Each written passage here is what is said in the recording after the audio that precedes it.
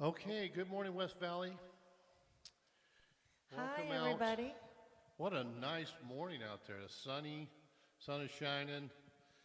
The weeds are just bloomed. They're starting to dry up now. It's really nice. But welcome to our spiritual home. And we're going to start the service with a song called This Is the Day. And hopefully everybody would join in with us and bring up the spirit for Reverend Karen's message. Thank you. Please rise.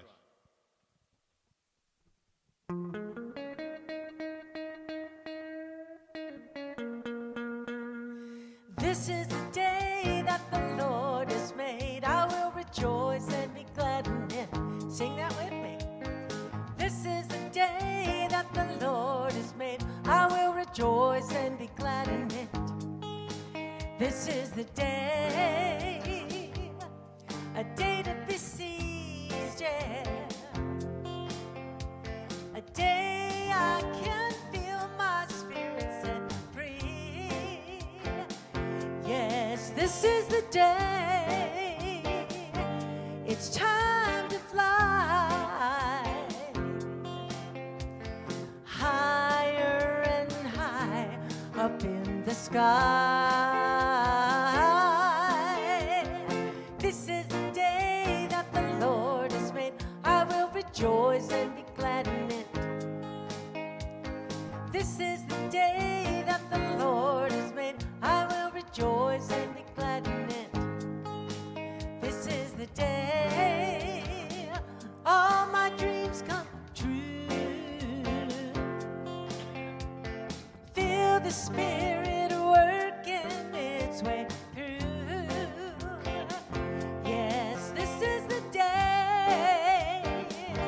It's time to fly higher and high up in the sky. This is the day that the Lord has made. I will rejoice and be glad in it. This is the day that the Lord has made. I will rejoice and be glad in it.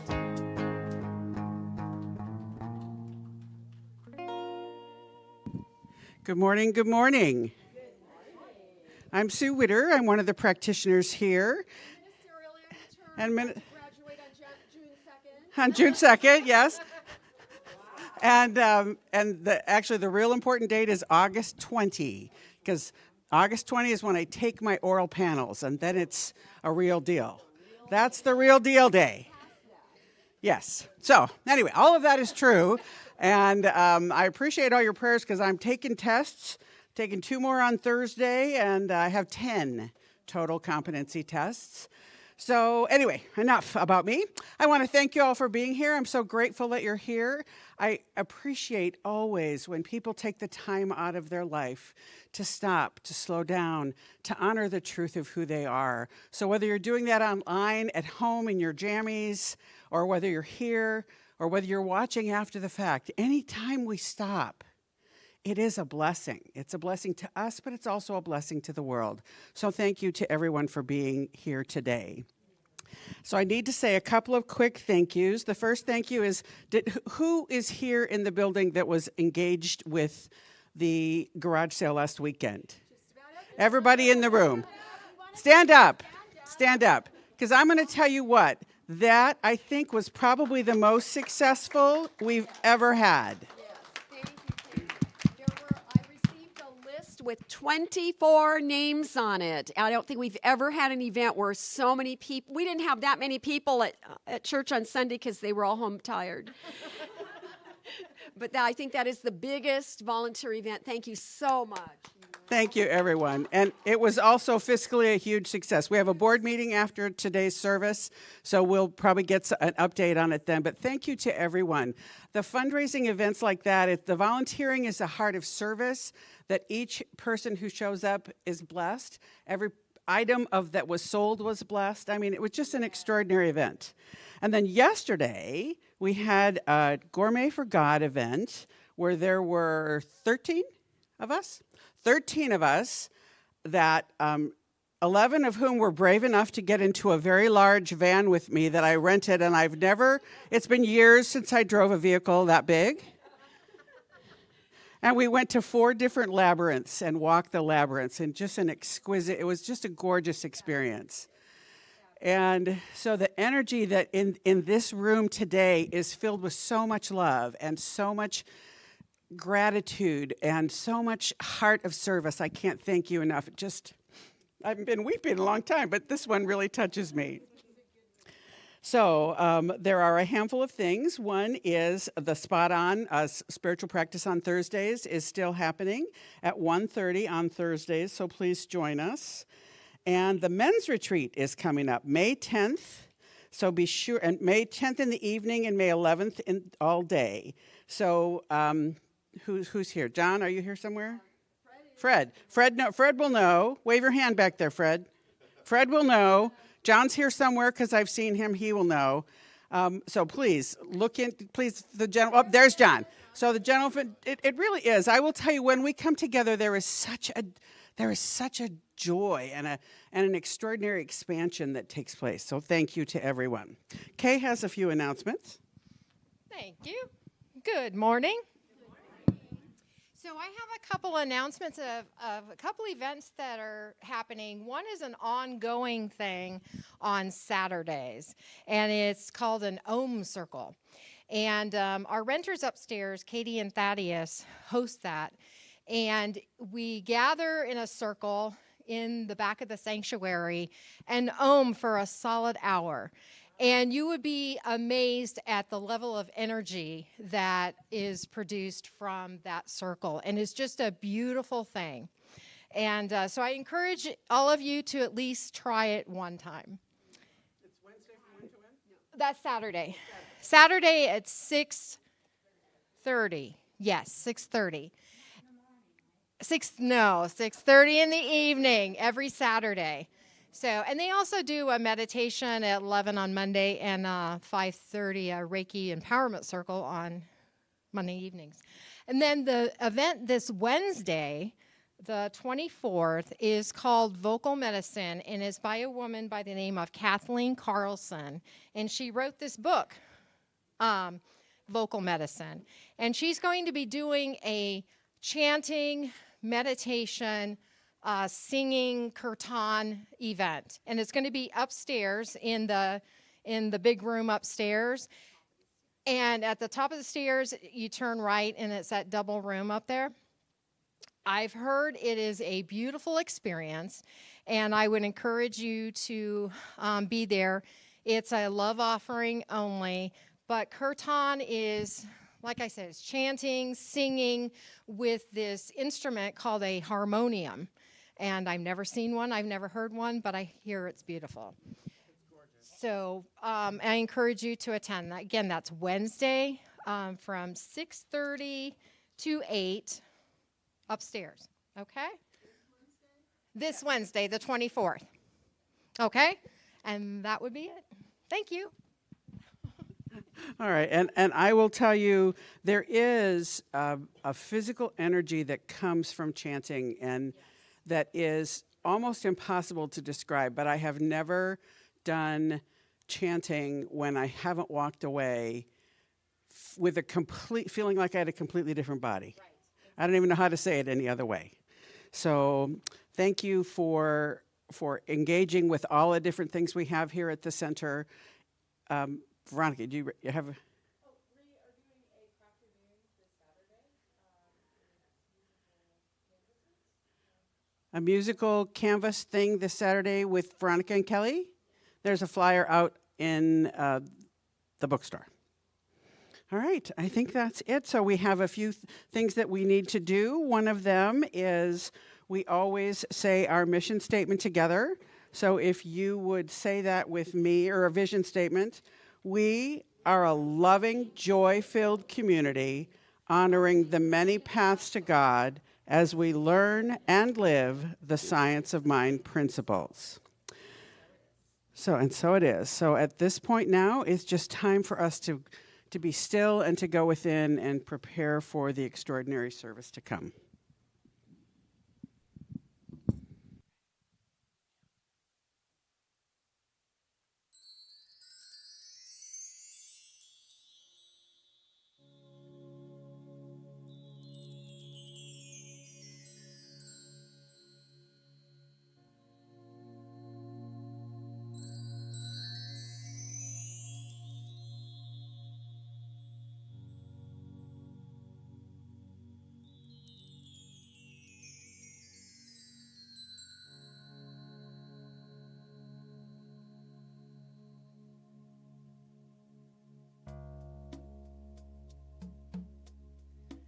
So take a deep breath as we move within.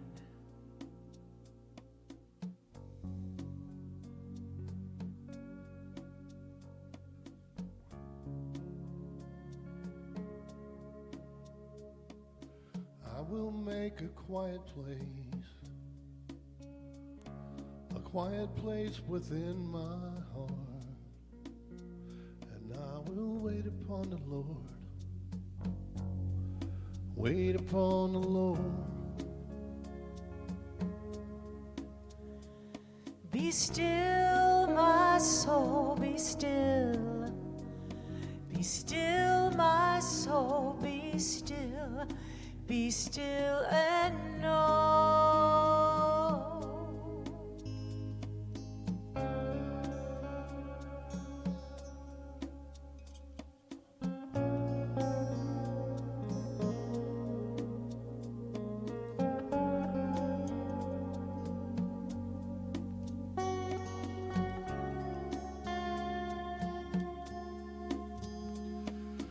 I will make a quiet place within my mind, and I will wait upon the Lord, wait upon the Lord. Be still, my soul, be still. Be still, my soul, be still. Be still and know.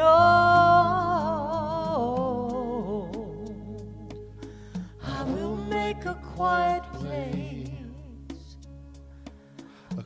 place within my life, and I will wait upon the Lord,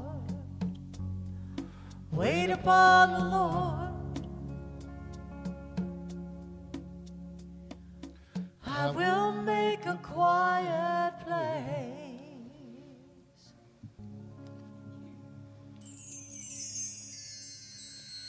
Be still and know. Be still and know that God is right here, right now, in this moment, in this place. That God is that expression of love, peace, joy, and all that is good. That God that is in the earth that we celebrate. It is in the moon and the stars and the sky, and everything on this beautiful earth is God.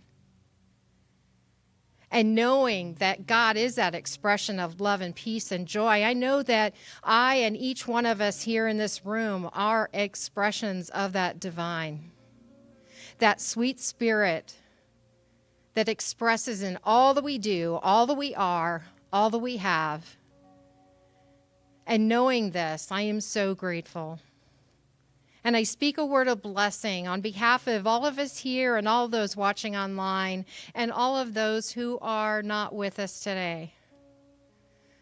That as we are all those expressions of God, that everything is whole, perfect, and complete as it is right here, right now. And a word of blessing goes out to the Bradfords, knowing that their music, their beautiful harmony as they express every week is divinely perfect. And exactly what we are here to feel and experience with that beautiful music. And for each one in service today, a word of thanks goes out to each one, working in every aspect of this day. And for Reverend Karen, knowing that her words are the words of God and that every word that she speaks is absolutely perfect and exactly what we came to hear. And each one of us will walk away with that divine nugget to take home with us. And for all of those, for all faith traditions, knowing that there are many paths to that one God. And with great, great gratitude, I release my words into the law, knowing it is already done, it is so, and together we say, and so it is. My reading today is from a book called You Are Always Your Own Experience by Tom Johnson. And Tom says, never look outside of yourself for your answer. It is always within. Someone recently sent me a horoscope reading for the year. It advised me that the present month would be a good one in which to change jobs. If I believed that, I would be taking myself out of my present divine purpose. I would be going elsewhere, possibly where I do not want to be. My inner self, God as me, brought me to where I am and is guiding me in my present work. I believe that work is God's purpose as me, and until this work is complete, it will be ridiculous to go elsewhere or to become involved in some other kind of employment. I am sure that there are people who believe that I should be elsewhere, and some tell me that I am needed in other parts of the country. This is all very flattering, but if I were to listen to all of these people, I wouldn't be able to hear my own inner voice, which is guiding me and directing my way, guiding my every move at the right time. Your every answer is within, and it is tailor-made just for you. If you listen to the world, you will only be frustrated. Move through your every challenge with the voice of your self-guiding and directing your way, and you will be going far. Your only concern must be in meditating upon this self that you really are. So let's take that into contemplation.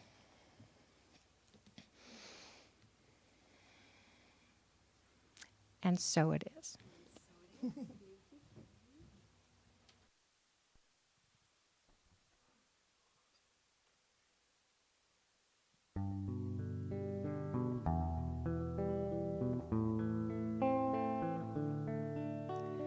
I believe for every drop of rain that falls, a flower grows. I believe that somewhere in the darkest night, a candle glows. I believe for everyone who goes astray, someone will come to show the way. I believe, I believe, I believe above a storm, the smallest prayer will still be heard. I believe that somewhere in the great somewhere, someone hears every word. Every time I hear a newborn baby cry, or touch a leaf, or see the sky, then I know why.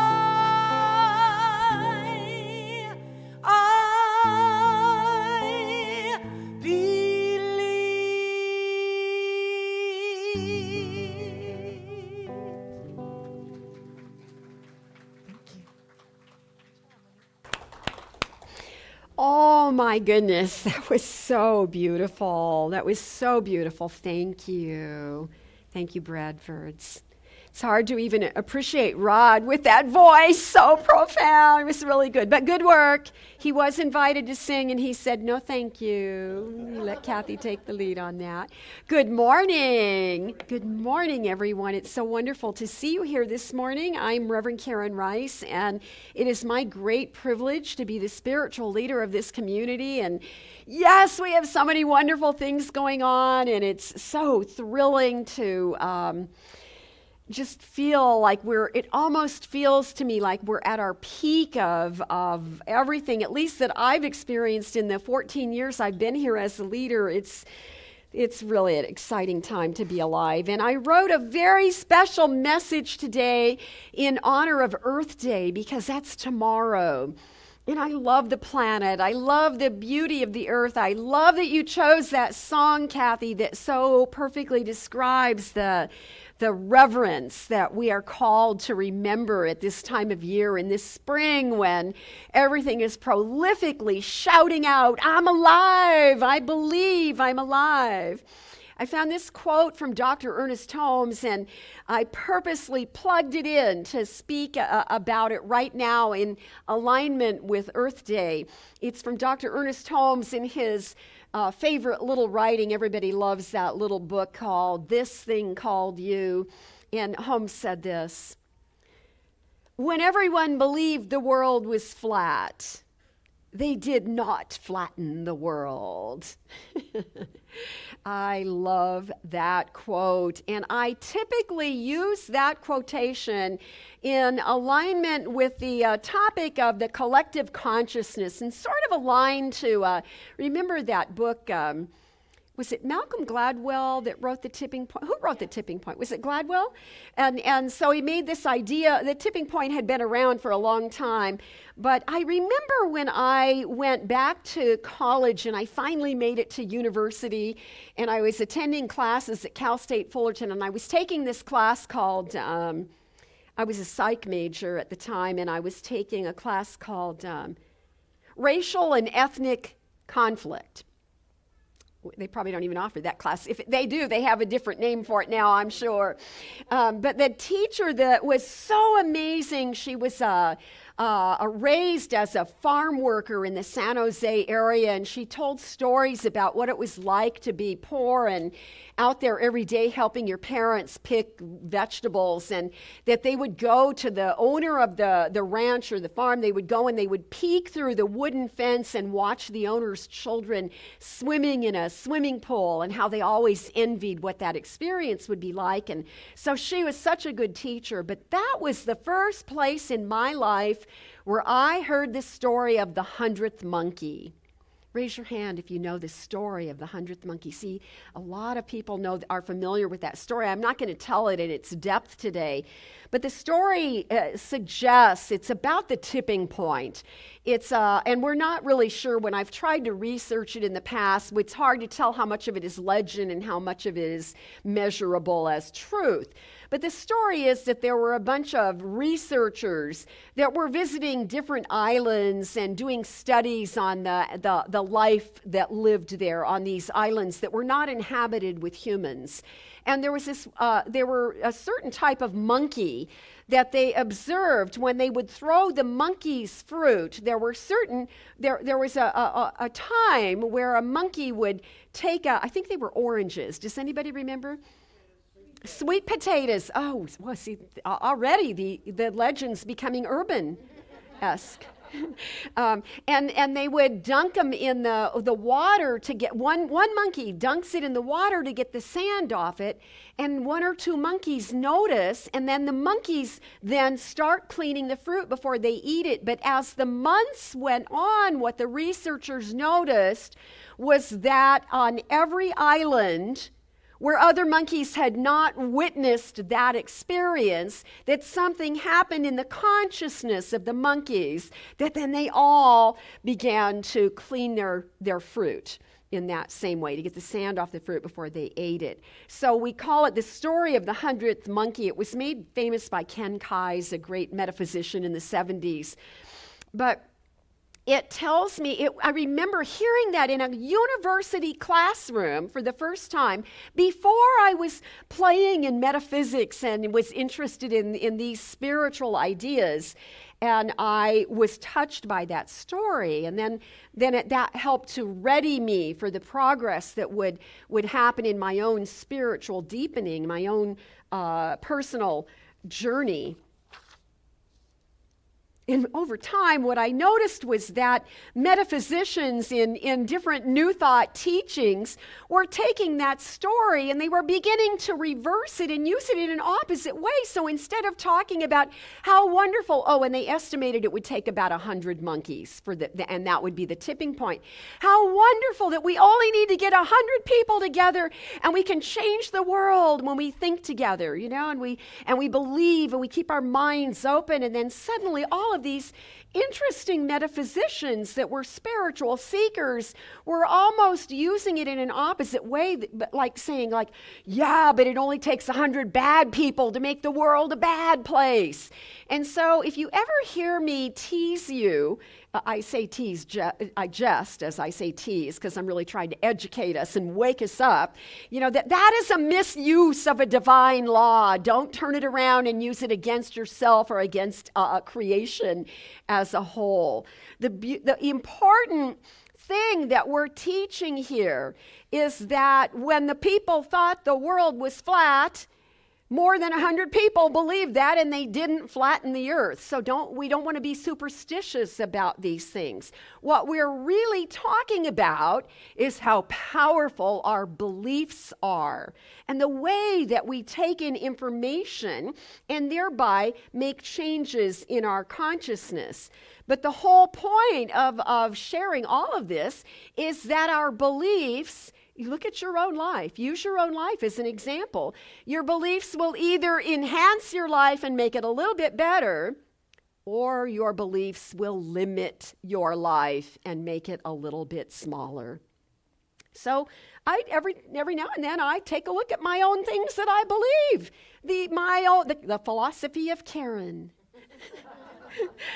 Which is lived religiously, and you have your own philosophy of your name that you live religiously, because we all, figure out what our beliefs are. And it's helpful to remember that our beliefs change and that spiritual growth occurs because we are willing to look at those old beliefs and question whether or not they still serve us.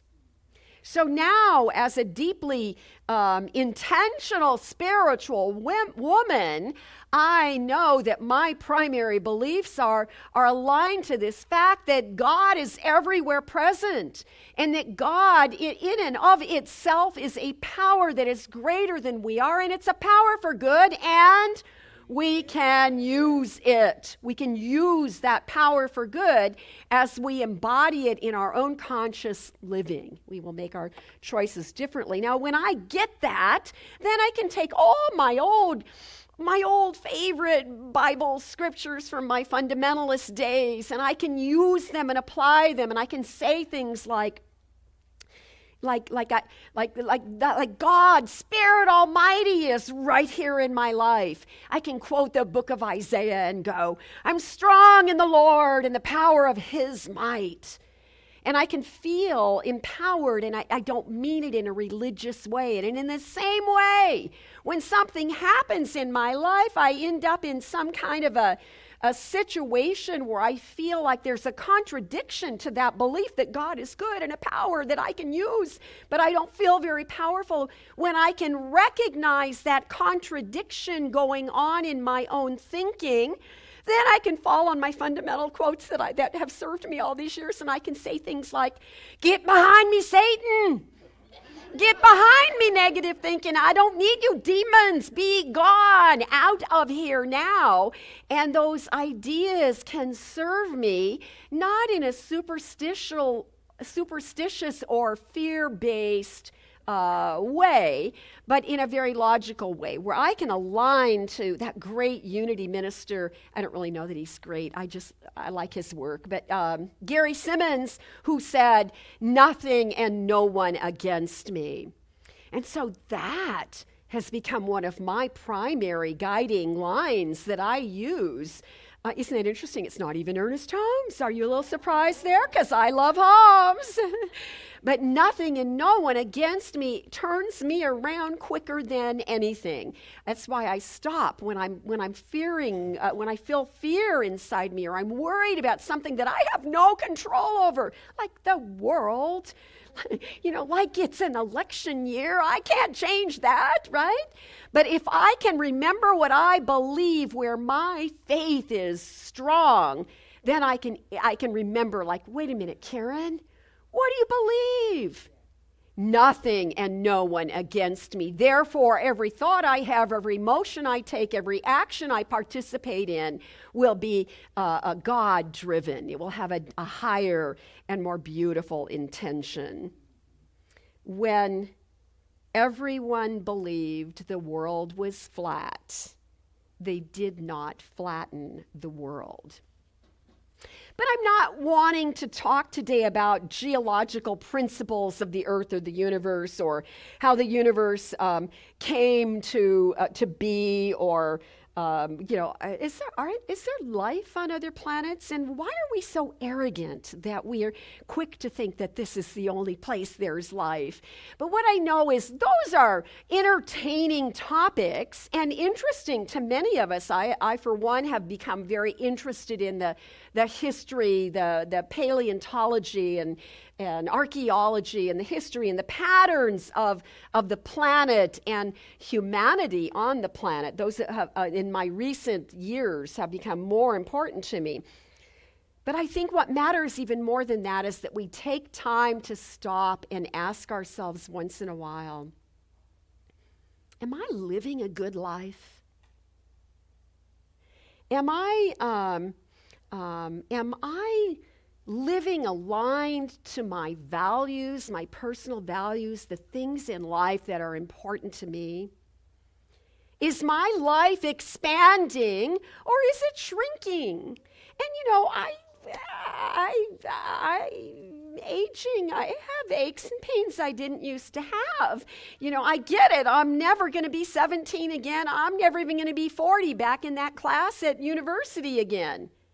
But I got what I got now, and what I believe and how I think and how I make choices in my daily living is how I measure whether or not I'm living an expansive life or a limited life. It has nothing to do with the functioning of my physical body or the natural process of aging and all the funny little things that we talk about in interesting ways. So I would say that it's Earth Day tomorrow, and part of all of New Thought and any kind of spiritual, metaphysical approach to life includes this idea of eco-spirituality. That was a little hard to say. Or eco-theology is another term I come across once in a while when I'm reading. Some of the things that have been exciting me, some of the things you who have been here before have been hearing me quote in the last month or so. I've been reading Thomas Berry, and I've been reading Brian Swim, and I've been reading, I do have a little thing for Pierre Teilhard de Chardin. Don't tell. He is my number one. And by the way, Thomas Berry, as it turns out, it's kind of coincidental if you're me, interesting, but Thomas Berry and Brian Swim studied Teilhard de Chardin. And that was where their interest comes. And you can see then, if you're me and you like to see the patterns, you can understand why that would be a natural attraction for me. But these guys, Thomas Berry, for instance, is a cultural historian on world religions, and he has this quirky idea about the earth. I like how they look at this idea of what's happening on the planet at any given time. And Thomas Berry says that God created humans in order to enable the earth to continue its own creative self-expression. And then he goes on to say, this is the quote from him, he says, "The earth itself is a revelation of the ultimate mystery of things. The earth, the planet, the substance of the earth, the mountains, the oceans, the sky, the whole, everything we would see in our world here. From the earliest human awakening, the earth itself has evoked a sense of awe and mystery in us, in humanity. And the universe," listen carefully, this is the punchline, "and the universe," he says, "is beginning to awaken once more. What an interesting concept. And we say this in the context of the scientific understanding that we see unfolding in the world. So eco-spirituality, or looking at this idea that there's a godlike nature to this planet that we are living in, that it supersedes what this planet is more than all the physical features that we think of. And what that really then tells me, if the earth is alive and it's more than mountains and oceans and rocks and dirt, then what does that say about us? That says to me that don't you ever let anybody say you are nothing but dust. We are more than carbon. We have this God-given gift, this energetic thing we call life that sustains us, that we have been so graciously given. And so for most of the ancient history of humanity, there have been sacred traditions that hold reverence for the earth. Reverence for the earth. And I think that's really what Barry is speaking about. From the very earliest days of people developing language and learning to communicate with each other, consciousness was not as evolved as it is now, and yet they began probably way before speech. Humanity began to question, like, what is lightning? Why does the tide change? Why is the woolly mammoth trying to hurt me? And all the bizarre things that they must have questioned, and let alone something like an eclipse, But it is through our wondering, it is through our questioning, it's even through our doubting, because when we doubt, then we're looking for more information, hopefully. Hopefully you don't just think your doubt is truth, and the whole truth and nothing but it. But that is the very reason that we as humankind have developed a reverence for this planet. And then, of course, we got organized and started living in clans and groups, and then we weren't nomads, and we started creating formal religions and arguing about who had the only true God, and all of that stuff was real. All of that happened and is still happening. But what's happening right now in spirituality is that there's a bigger conversation happening about the wholeness of life.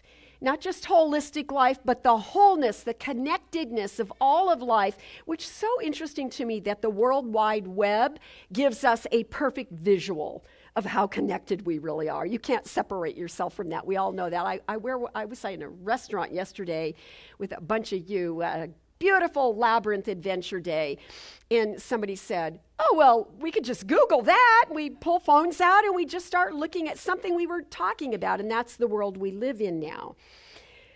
And so we are moving toward this idea of oneness. I'm not sure we will ever have it. What would life be if we all were on the same page all the time and thought the same thing and liked the same stuff? There would be no color. It would be so drab. It would be so ordinary.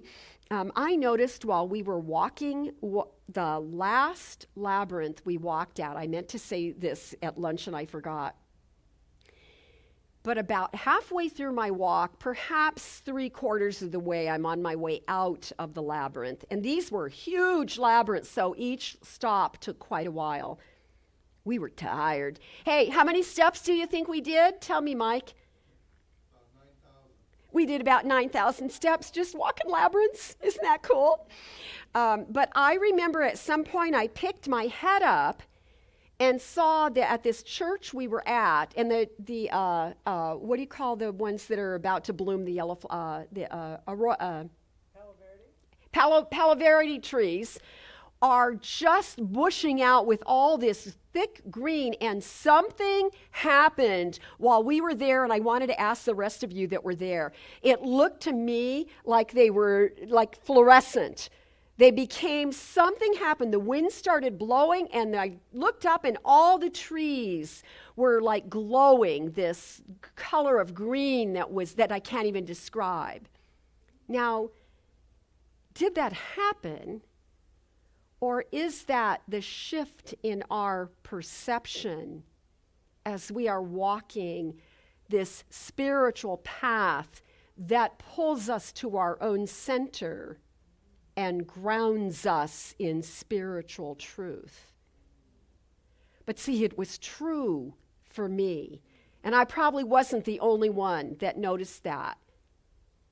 Because once we believe it, we begin to then call that truth forward into a physical experience. It's how spiritual law works. And if you're new to this teaching, we have classes that explain it in better detail, but it takes many weeks. I can't do it on a Sunday morning. So we are part of something that is much greater, and we seem to still be squabbling over the ways we're different instead of appreciating the ways that there's a sameness that is beautiful and divine about us. Oh, I forgot to look it up. Did Rumi live in the 8th century or the 13th century? Somebody call it out. Somebody here surely knows that.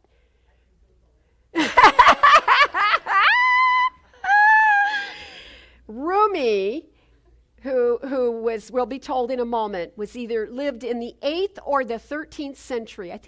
I don't know. You think it's 8th? Yeah, because I think I'm confusing it with Eckhart. Meister Eckhart was the 13th. Oh, never mind, 13th century. Okay, 13th century.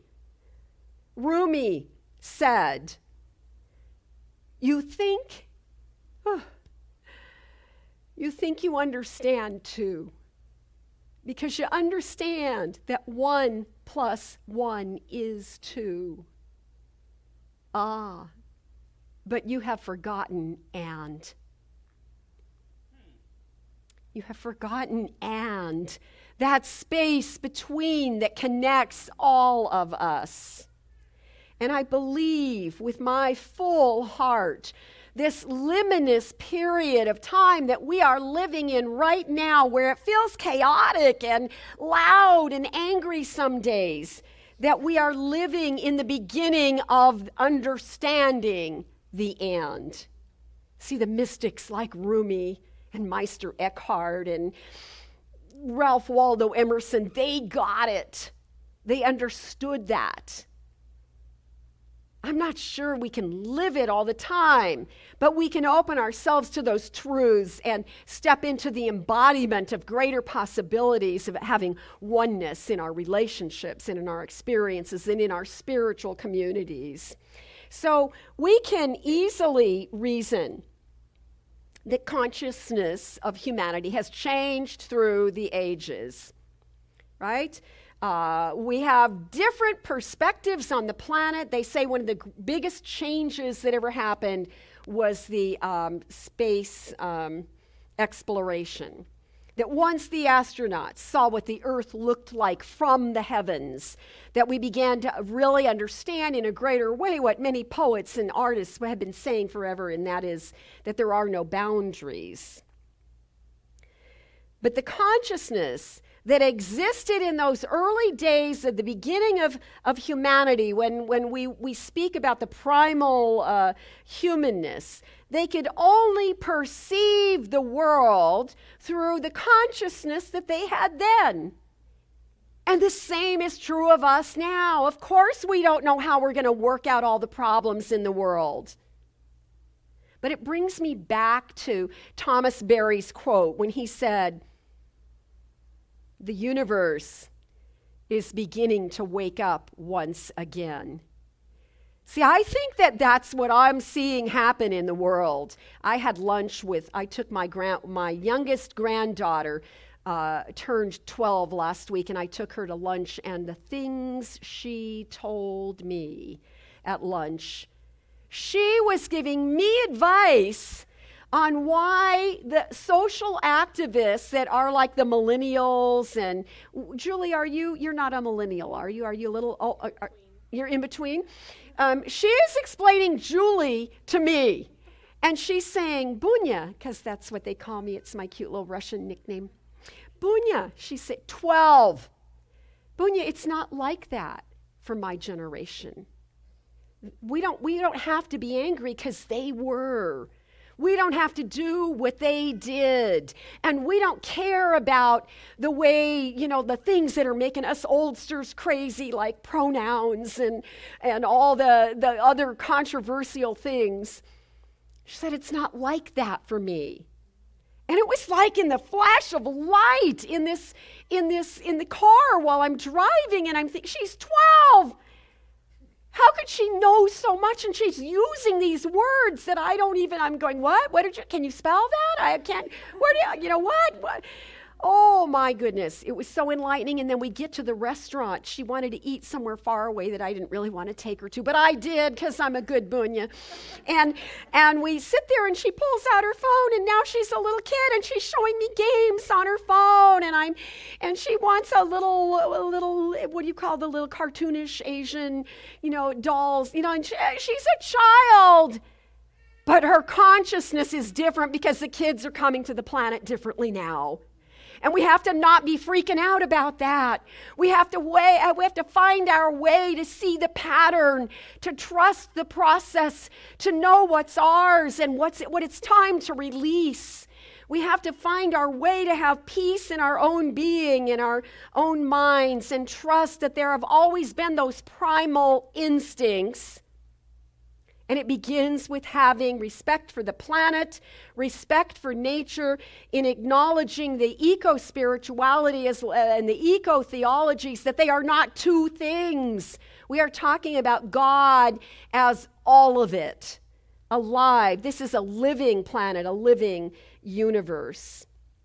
And as we get older, we get wiser. I remember being a little kid and thinking, if I let a little kid and you let your arm hang off the side of the bed, that a monster under your bed might hurt you, might grab your arm and pull you down there or something. I don't know. And then you get older and you don't call for your mom and dad anymore. Now you start checking it out yourself because you get a little embarrassed. And then one day you're not afraid of the boogeyman being in the closet anymore because you got bigger things to worry about. Right? We know more, and that's how evolution works. As life gets more complex, it gets more chaotic, and once it gets real chaotic, it breaks apart, and we watched the world break apart in 2020 when we experienced something the world had never experienced before in the way we were locked down, and then things really went crazy, and we're on the other side of that, but we aren't anywhere yet. We're still sort of moving through that, so we just keep moving. Do you know when they thought the world was flat, the map makers would draw the maps based on what the explorers would report back to them. And in areas that they had not explored yet, but they figured out there's something there, there's land or water or something there, they would draw dragons on the map, or they would write, "There be dragons." It just meant they didn't know. It was scary. It's like the monster under your bed. It was just unexplored territory, darkness that frightens us. When we get wiser, those same things don't frighten us anymore. It was not that long ago that humanity believed the cosmos was geocentric, that the earth was the center of the universe and that everything else moved around us. And they believed that. And then in 1543, Nicholas Copernicus comes up with this theory and publishes this book. It's a good thing he died before the world went crazy over his theories. Copernicus says, no, I think it's the sun that's the center of the cosmos. Now, at that time in 1543, at that time, there were people on the planet that still believed the sun was the god Ra. Imagine That now we're changing the whole thing and saying that no, it's the sun is the center of the universe. So it was easy from our human perspective. It's easy to look at the mountains and the oceans and the firm things and believe it's all stationary and that it's the seasons that come and go. It's the stars and the planets and the sun and the moon that are whirling around the earth. It's easy. It's so sensible that we still say, I watched the sunset. Or I saw the sunrise. But the sun doesn't rise and set. We move.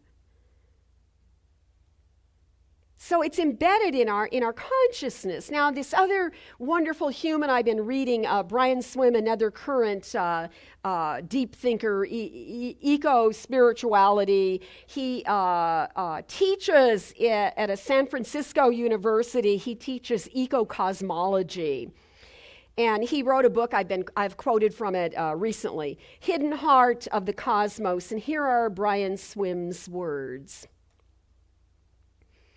Early modern scientists did not just offer another cultural idea, they broke a 2 million year tradition of human knowing. Imagine that. Like these scientists like Copernicus, they broke a 2 million year tradition in human knowing, and it was so far from the common sense of the day that it flatly opposed the truths, the common beliefs of their day. We are living in a time just like that. I won't be around to see you guys go, man, she was right. But we're living in that time, and I really think it's evident and it's easy to see. But we live in our little world, you know? We only see our own little world. It's why we think the sun sets and rises. But the world is changing, and information is vast, and we're growing, and our consciousness is expanding. A couple weeks ago, I said this wise thing. I don't think it was my words, though, so don't quote me. But I said, I found it in my journal, and I apparently said it on the last Sunday in March, and I said, we are recreating the human imagination as we are being called forward into our new world. We're recreating our own imagination. We're shifting and reshaping the consciousness of all humanity. And we're not waiting for my 12-year-old granddaughter and all her wise friends to do that. We are doing that so that the work that they have to do will be easy. It will be natural. They will find their way into the current, and life will continue because that's what life does. There's an insistence about it. What we are doing in a conversation like this is that we are expanding our perception, the way we look at the earth, and so that we can see the divinity and the richness and the godness in all of it. We're learning to, Brian Swimme said this, this is why I love these people. He said, we are learning to recognize the earth as a maternal principle. See, you take a introductory foundational class in this teaching, and we start on night one, we start encouraging you to broaden out how you define what God is in your own life. That we quit looking at God as a man, as a entity, and we begin to see that if God is present everywhere all the time, and almost every spiritual faith has some stream of that statement. If that is true, God has to be more than a man, right? Or woman. God has to be more than a human. So we talk about God as a spiritual principle, but we don't take away the way that a loving creator created us in the image and likeness, that there's that way that God is the comforter, the way that God can be our strength and encourage us. But to think of earth as a maternal principle. Oh, I like that so much because it's like Mother Earth. I love the feminine reference to nature as she, or Mother Nature. You know, don't fool Mother Nature. I think we're beginning to listen to Mother Nature, actually. But they laughed at Copernicus. They argued with Isaac Newton. They struggled always with new theories in the same way that we are struggling with some of the new things that are coming our way now. I have no idea what we're going to do about AI. I didn't know.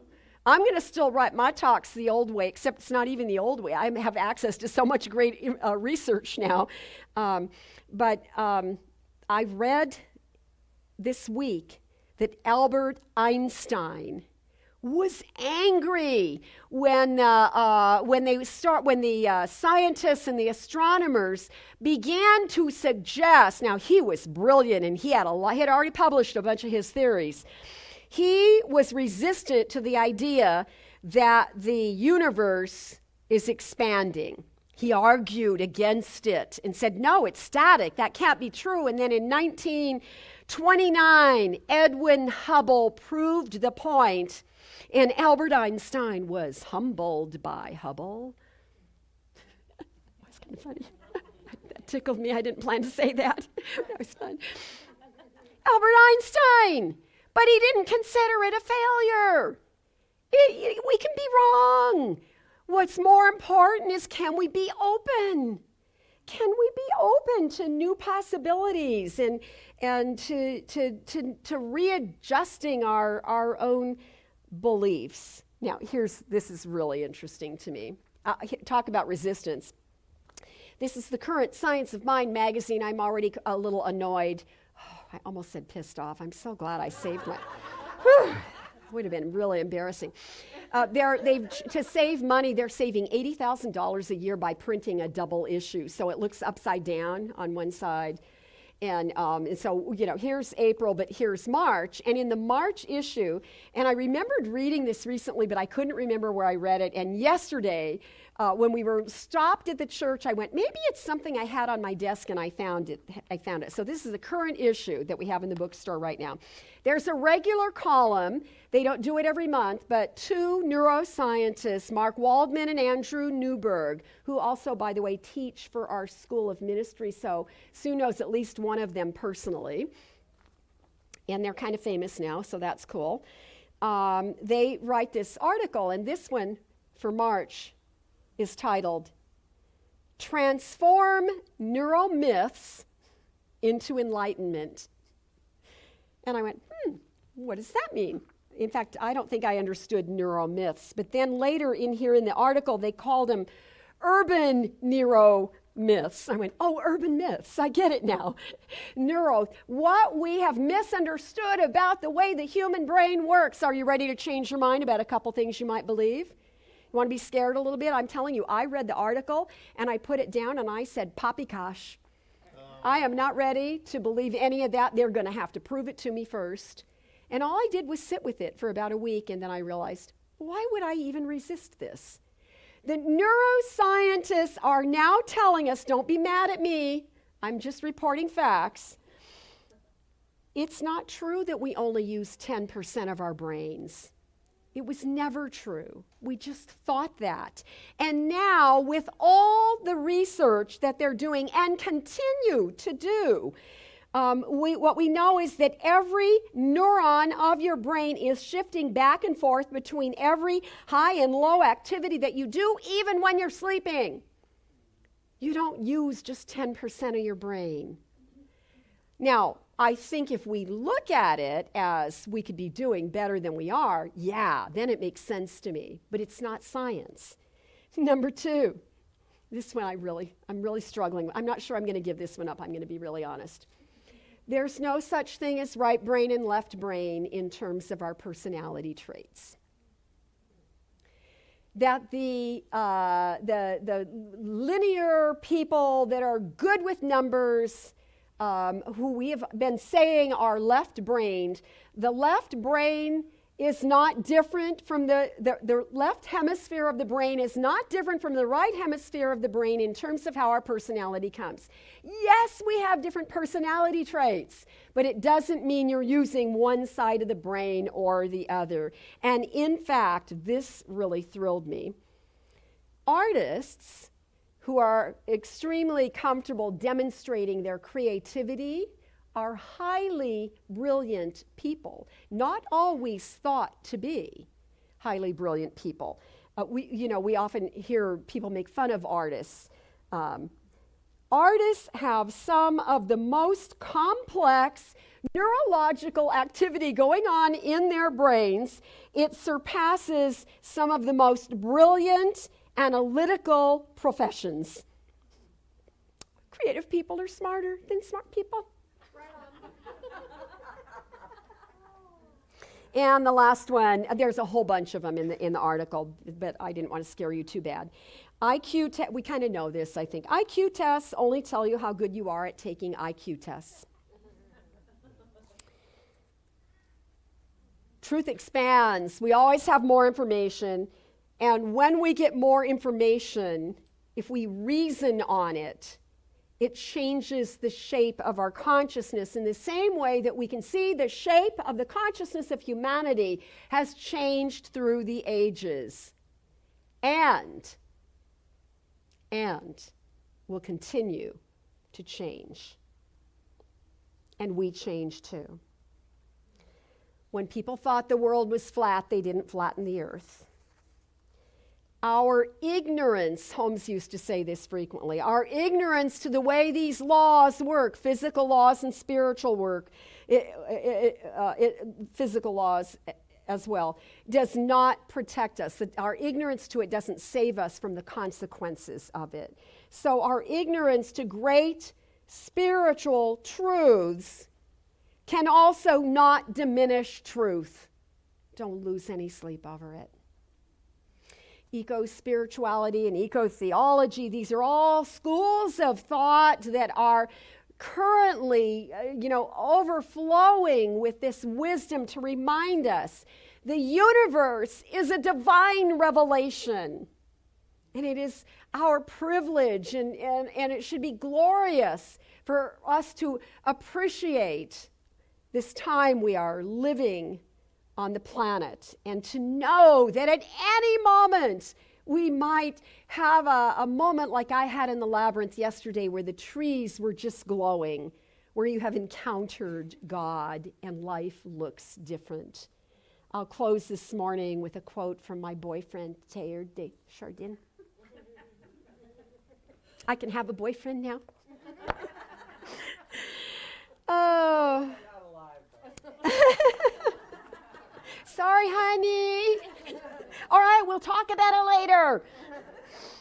Teilhard said, look at the world with your heart as well as your eyes, and you will find that the universe has a direction.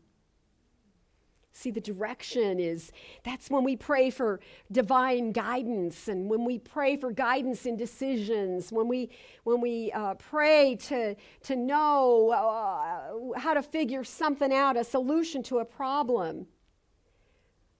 When we anchor ourselves in spiritual truths, we will begin to see the divine patterns because they are always present. And then we can begin to understand what Yoda meant. Not your dog. Yoda, when Yoda said to Luke Skywalker, we are not crude matter. Luminous beings are we. And so I just want to say, may the force be with you.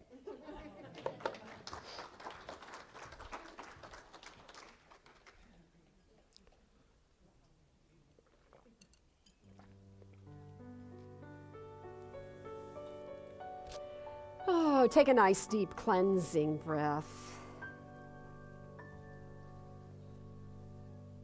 I feel a little tender this morning.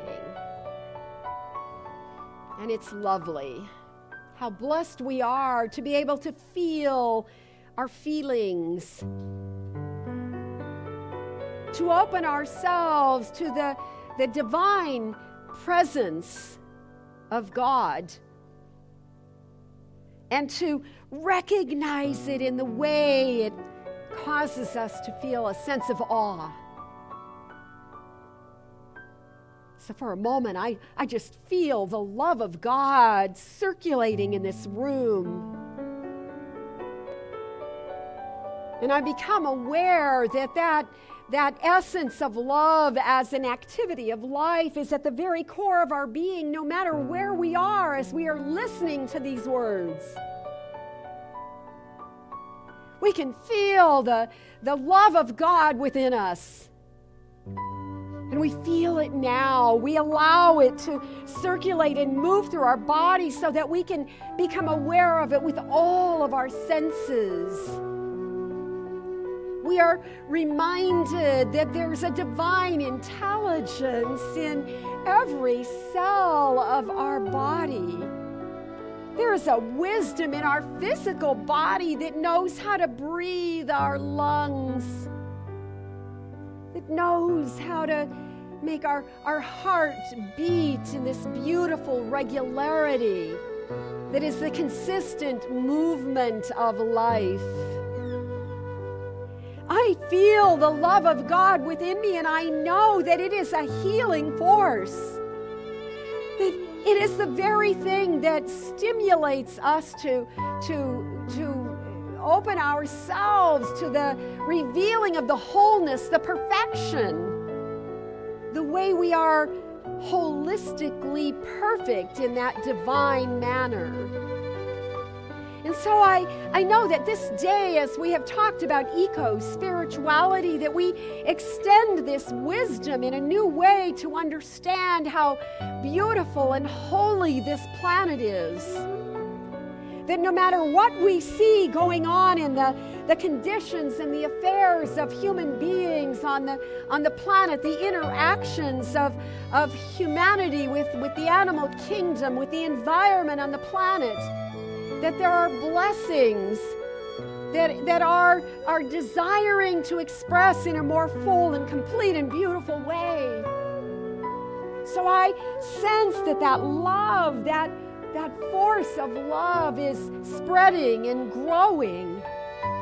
Even at the vibration of these holy words of prayer, there is healing, there is shifting, there is something incredible happening that allows us to heal what ails us, that allows our relationships to be blessed and renewed, that the spaciousness of the word "and" is the healing place where forgiveness is welcome. And so we allow ourselves to be tender.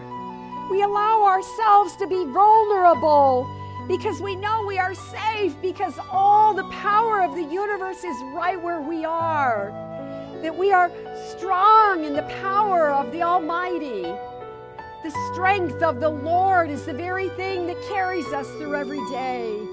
And of course, it is logical that this would be true, because we are created in the image and likeness of that which made us and therefore must sustain us in the same way that this beautiful planet desires to sustain all of life. So we do our part. We align ourselves to these great spiritual truths. And we are a part of this great shift in the consciousness of humanity to bless the mother energy, the mother earth, the beautiful, expanding, gentle consciousness of the feminine that this planet has been waiting for. We are waking up anew again, and it is a good thing, and I am so grateful. And I know that as we accept these blessings, they ripple out and they heal our families and our loved ones and our neighbors. I know that as we accept that these truths are expanding and growing, and that we're getting clearer about the spiritual truth of all of life, that it is a great benefit to humanity, to the planet, to the animals, to the insects, to the crawlies, to the birds that soar, to every bit of life. For the divine has kissed each living thing into being, the divine inspiration. And so I say thank you, God. Thank you, life, how blessed we are to love this planet. And in a deep state of gratitude, I simply release words of this prayer into that divine law, knowing it is done. And together we say, and so it is. Amen.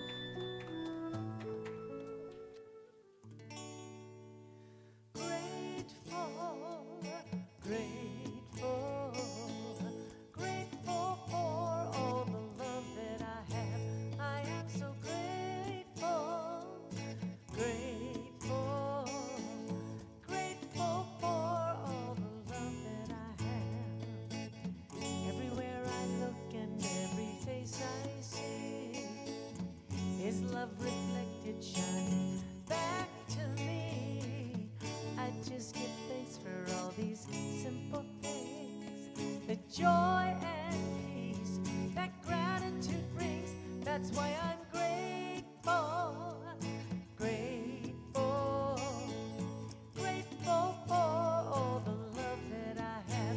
I am so grateful, grateful, grateful for all the love that I have. Indeed, we are grateful. I am grateful for Karen's message today. Thank you. That was really delightful. And I will tell you that I did take a class with Mark Wallman and Andrew Newberg. It was on spirituality in the brain, and Wallman had a whole section on dyslexia. So for those of you like me who are dyslexic, he had a completely different read on it that shifted me from seeing it as a liability in my life. That it and he was talking a lot about perceptions and how that was one that is completely misunderstood. So, interesting experience. Anyway, so it is time for our giving and receiving, and we do not pass the basket, but we have a box here on the way into Papke Hall, one in the back of the room, and one out in the bookstore for you to contribute. And for those of you like me who pay things online, I have my check come every week through my auto pay, or you can use auto tithe online. There are all kinds of ways to contribute and make your life easy. But let's say the joyful giving affirmation together, if you would. I live in a consciousness of good. Divine love blesses and multiplies all that I am, all that I have, all that I give, and all that I receive. Thank you, God.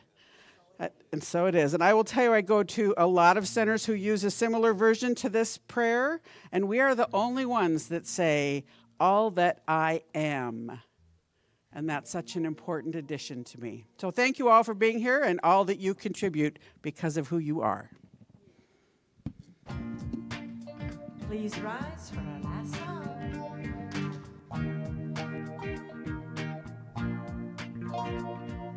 Oh, it feels so good to be alive.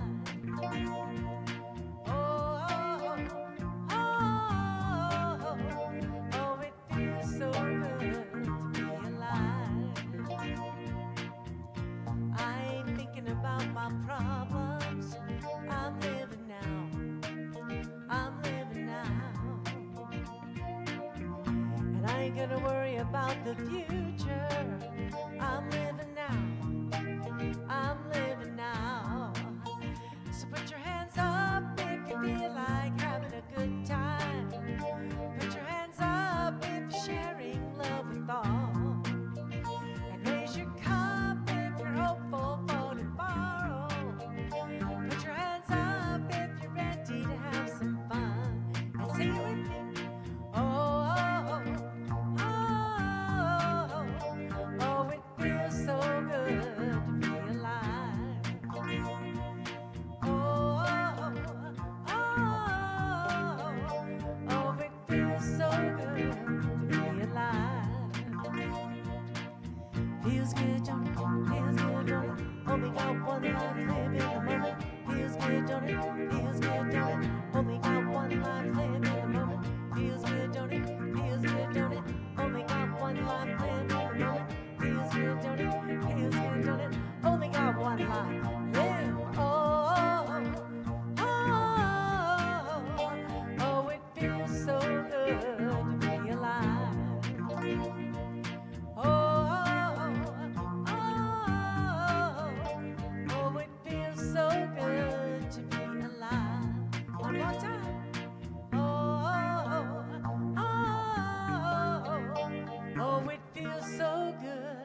to be alive. So, for the closing affirmation, let's use the well-used words of Ernest Holmes. There is a power for good in the universe. And I can use it. And so it is.